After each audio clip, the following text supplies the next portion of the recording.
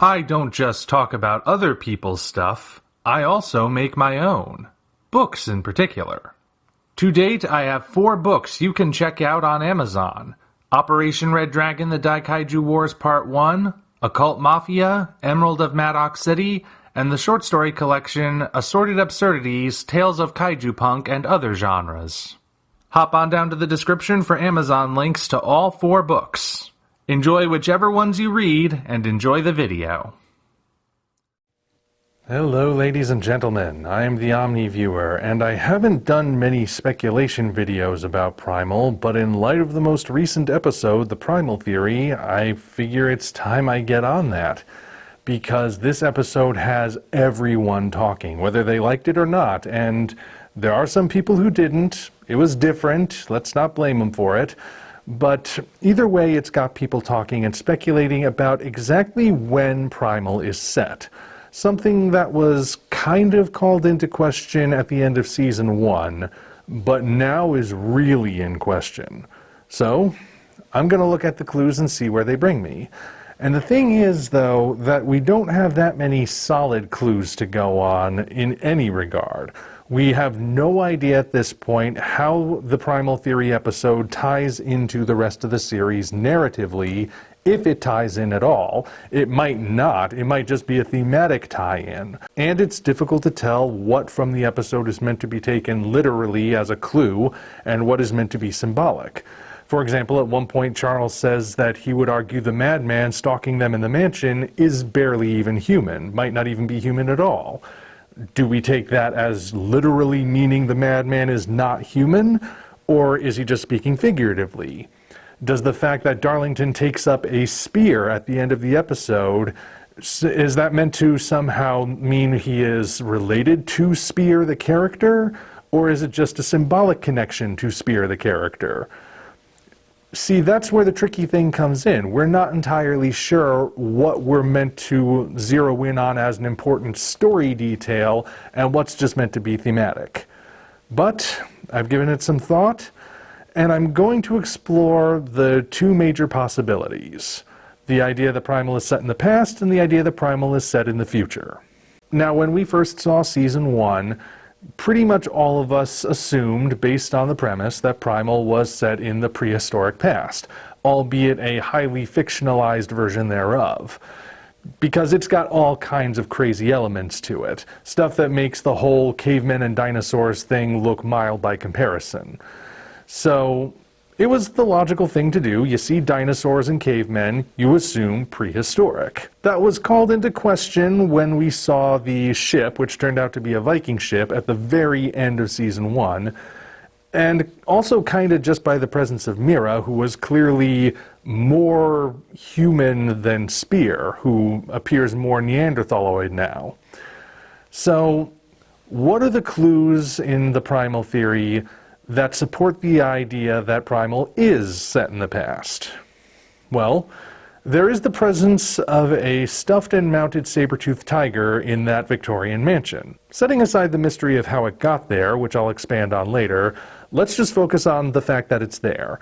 And it's being discussed and displayed alongside things that are clearly linking it to the past. There's a lot in there, in the mansion, that are seen and displayed as relics, things from antiquity, including this creature. So we know for a fact that saber-toothed tigers do exist in the land where Spear and Fang once roamed. It was prominently featured at the beginning of the Night Feeder episode, so that's a pretty strong hint that this is a creature from the past, thereby linking Primal to a past setting. That's our first bit of information. We also have the Neanderthal skull in there as well, which is, again, described as a relic. And we specifically look at that when, I believe it's Darlington, says he can accept the idea that man evolved from the Neanderthal. No, that's not right. He says man is descended from Neanderthals. That's correct. And the key word there is descended. Descended implies that man came after the Neanderthal. And given that visual clue, that once again is pointing us in the direction of saying that Primal's primary story is a past event, whether it's prehistoric or Age of the Vikings or whatever. That still puts it in the past. We can also recall a detail from episode 3 of this season, where Spear goes spelunking, you remember? And he finds those cave paintings and those ruins, all of which are pointing to the people that were there before him. There is no clue in there, that I can recall at least, suggesting the idea of an apocalyptic event happening to a great civilization akin to the modern New York City or Victorian England or something in the far-flung future. It's all just depicting prehistoric stuff. Now, maybe it's just depicting the events that those people were directly witnessing, of course, but there's no evidence to suggest a post-apocalyptic setting there. If there is, it was very well obscured. And wandering around, we haven't seen any evidence in any of the episodes of ancient ruins that resemble modern cities or Victorian cities or what have you. So, again, that, I think, is pointing to the idea that Primal has a past setting. Then we have the Madman's tattoo, which, again, I'll expand on in a moment, but the fact that he's got a tattoo that resembles the horned Viking demon, whatever it turns out to be, that we've seen foreshadowed at the end of Season 1 and caught a glimpse of in the trailer for Season 2. He has a tattoo resembling that creature, that being, and there are Nordic runes written on it, the style of writing used by the Vikings. Now, again, those all suggest a past setting because those would be things that he must have already known about. So they already existed. And the runes, we know for certain, are an older thing. These are just the way the clues can be interpreted, mind you. Those are the major clues that Primal is set in the past, but there is more to discuss, of course. After seeing this episode, a lot of people jumped onto the bandwagon claiming that Primal is not set in the past, but set in a post-apocalyptic future, and that the episode is basically foreshadowing that great twist. So what clues can we find that support this idea? One potential clue is the nature of the episode itself, where it's placed in the season, how it's presented, and so on. It kind of feels like a flashback. It kind of feels like the story has gotten to a certain point where something significant is about to happen, and it's not unheard of for certain stories to, when they reach those points, suddenly go backward and have a flashback to maybe the same characters, maybe completely unrelated characters, discussing something that will be significant in what's coming next.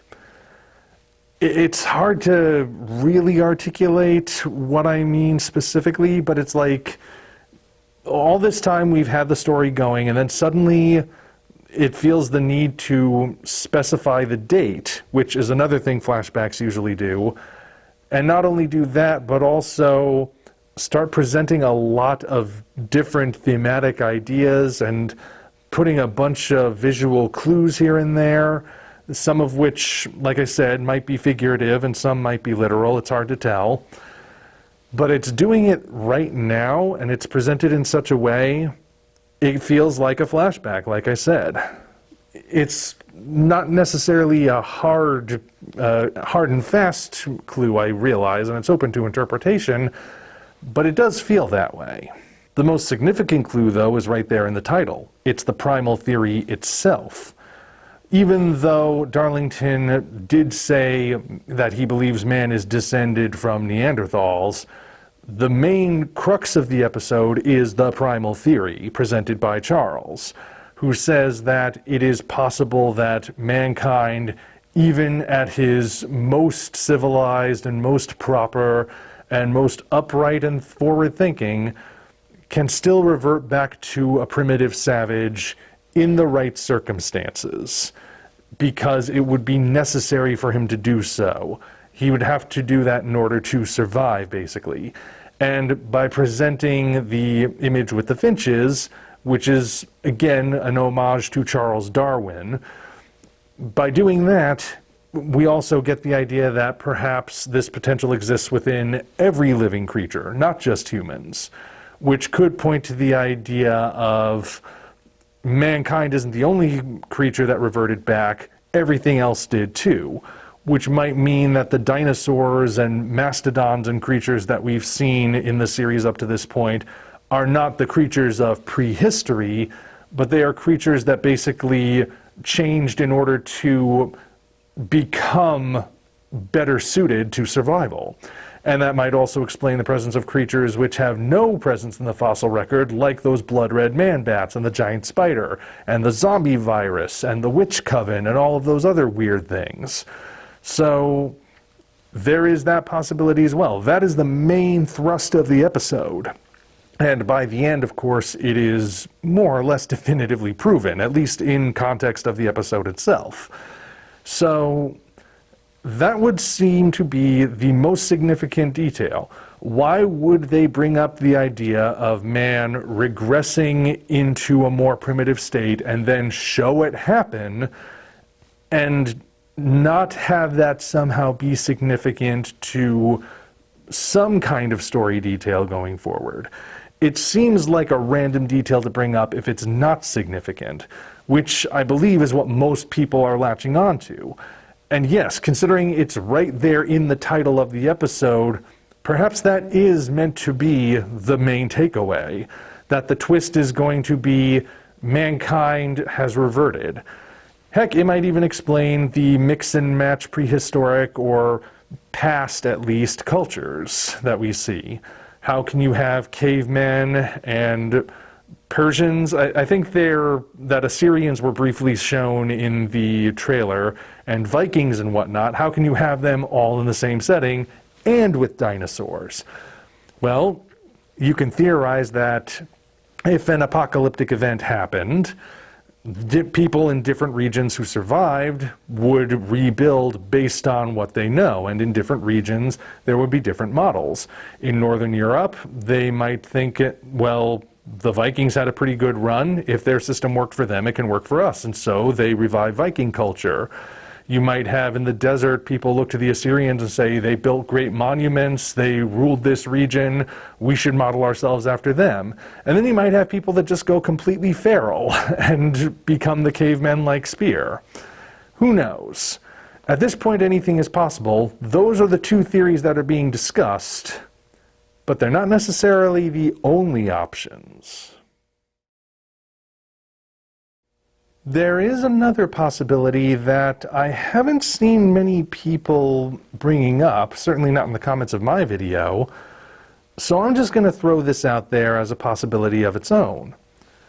What if the Primal theory told us exactly when Primal is set? What if it's not set before 1890 or after 1890, but in 1890? Hear me out on this. I think there is a case to be made for that theory. Let's go back to one of the first clues I brought up, the stuffed saber-toothed tiger. Now, we have to assume, I believe, that this taxidermied Smilodon is the real thing. There is such a thing as creative taxidermy, of course, and it existed back then as well, where people would take dead animals, stitch different parts of them together to make weird-looking pseudo-art pieces. Whether or not you consider it art, of course, depends on what you think of animals and how they're treated. But like, this is where you get stuff like the fur-bearing trout, or the classic image of the jackalope, or things like that. Mermaids. That was popular in P.T. Barnum's House of Oddities. The creative taxidermy was usually made to dupe people. And the characters in this episode, the Primal theory, are rationally minded scientific thinkers, not the sort who are going to be easily duped by creative taxidermy. If there is a reason why a fake would be so prominently displayed among all the genuine stuff, it's never mentioned. So my old theater background is telling me if it's not on the page, it's not on the stage. So we have to assume for the moment that the Smilodon is the authentic creature. What the heck is it doing there? Smilodons are extinct. They've been extinct for a long time. Why is there a stuffed and mounted one in this mansion? Unless, of course, somebody went out and killed the thing in its environment. And where might that happen? Perhaps in a region where dinosaurs and prehistoric creatures of all sorts still live? Some unexplored region of the world? The madman's tattoo might also be a clue, as might the madman himself. Some people have speculated that he might have been a sailor before he went completely bonkers. You know, sailors were among the only people at the time who actually got tattoos. But whatever he was, he has a tattoo that resembles this being that we know is going to be significant in the series. He is going to be the main opponent. Could it be possible that this guy somehow wound up in the presence of that being and in true Lovecraftian fashion went mad from the revelation, and when he got back to civilization, possibly being sent back, he was committed, he had this image emblazoned on his chest, he started causing havoc and thus was committed because he's just a lunatic and he's raving about giant Nordic demons and dinosaurs roaming around? What a nutcase. I mean, none of that, again, is specified, but the fact that he has the image on his chest is still significant. He had to have gotten it from somewhere, like I said. It's either an astronomical coincidence, which is therefore meant to be taken figuratively, or he saw that thing. And where else would he have seen it if he was not alive millions of years ago? And of course, the date of 1890 is also significant because this was still considered an age of exploration, an age where people, especially from England and America, were going out, venturing into these regions that were still unexplored, and all of them were hoping to find a lost world of some sort. Some of them did, some of them didn't, some of them disappeared in the process. But that's what gave rise to the lost world fiction of that era and going into the 1910s, 20s, and 30s. Those, of course, are stories that we know played a significant role in inspiring Primal. I'm starting to think that maybe we're looking at like a chain of lost world islands somewhere in the world where ancient cultures and prehistoric beings all managed to basically settle down and remain static for a time, and that perhaps our Victorian gentlemen who survived the mansion onslaught will be going to that area to figure things out. Because, you know, Darlington had a pretty earth-shattering realization, even though Charles's proclamation of, "and there you have it," is kind of treated like a darkly comedic moment. The look on Darlington's face tells us that the emphasis is on the dark, really. He's not really pleased with the revelation that Charles turned out to be right. So maybe that prompts them to go out and see if they can find answers somewhere, which could bring them to a lost world. And break out a map of the world sometime, you'll find that there are very large areas of ocean where there could be anything potentially that we just haven't pinpointed yet. Besides which, it wouldn't be that out of the ordinary for multiple Lost World type locations to be scattered throughout the planet, especially in a world of fiction. Just look at the works of Edgar Rice Burroughs.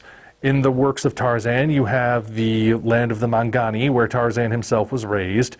Not far from that is the lost city of Opar, and somewhere in that region is also a landlocked area where dinosaurs still exist. Eventually Tarzan went down into Pellucidar, the realm that covers the surface of the Hollow Earth, so that's an entire region. Yeah, Edgar Rice Burroughs was doing the whole shared universe thing before it was cool, folks. So Pellucidar exists, as well as the things in Tarzan. And since Burroughs always framed his stories as though he were a traveler going around collecting the stories of real people, We can also add Caspak to that list, not to mention the entire planet of Mars. So the idea of having multiple Lost World settings scattered throughout the world isn't so outlandish, especially when you're talking about Pulp Fiction. But again, though, I have to specify that it's difficult to tell which clues really are meant to be taken literally, so at this point, we don't know. We don't know if Primal is set in the past, the future, the present, for lack of a better term, of 1890, or if it might be like another theory I suggested and it all takes place on an alternate planet entirely, some alien world that people have been taken to from Earth. That would also kind of tie into the Pulp Fiction idea with the Chronicles of Gore, which has a certain reputation for its gender politics, but all the same goes on this premise of human beings being taken to an alien world, and even that kind of goes into a particular form of primitivism, though discussing that is a whole other can of worms. But anyway, at this point, any of the theories are possible. It might even be something none of us have suspected yet. I don't know, you don't know, only the people working on the show know. And I'm pretty sure they're not going to tell us until we actually see the episodes that tell all. Well, whatever happens, it looks like the next episode is getting back to Spearfang and Mira facing off against the Viking chieftain. And whether or not anything else from the Primal theory ties in narratively will be revealed in due time, I'm sure. But for now, those are the most significant clues that I can think of for each scenario. And we will see eventually which one turns out to be right, if indeed any of them do. Well, if you guys noticed any clues, go ahead and discuss. Until such time as we meet again, this is the Omni Viewer signing off. Congratulations, you reached the end. If you enjoyed this video, you might want to consider supporting us on Patreon. Of course, the other way to support us is to go to Amazon and check out our books: Operation Red Dragon, The Daikaiju Wars Part 1, The Occult Mafia, Emerald of Maddox City, and Assorted Absurdities, Tales of Kaiju Punk and Other Genres. Also check the description for links to DeviantArt and other platforms we operate. Thank you all for watching. We'll see you next time.